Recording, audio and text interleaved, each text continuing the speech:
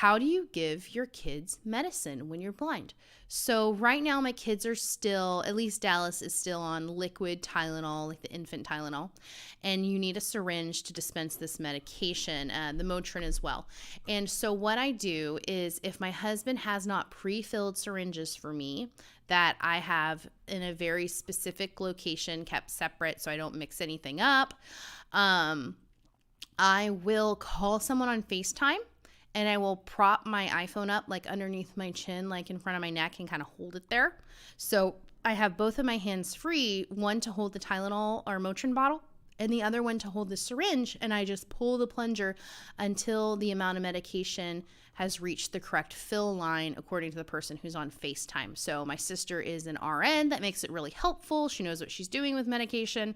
And I imagine that I could just measure how far on this syringe I have to pull the plunger, like by using my finger, like a first knuckle, second knuckle, something like that, especially if I was using the same syringe over and over again and got very familiar with it. I imagine that I could do that, but with something like acetaminophen or Motrin, I get really nervous about accidentally giving my kids too much. So it makes me feel a lot more comfortable to always have had a pair of eyes on it that can confirm, yes, that is exactly 2.5 mils. That is perfect for your little baby. You can go ahead and give it to him.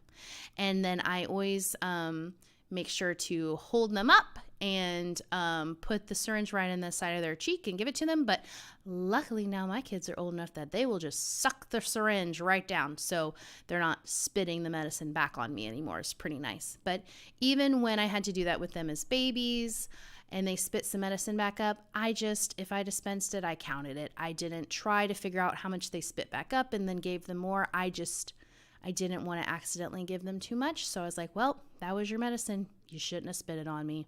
You're going to have to wait 4 hours before you get more. And that's just the way that it was. And it has worked out pretty great. My kids are doing awesome. And I feel pretty confident in that system to give them medicine. And I haven't made any screw-ups yet.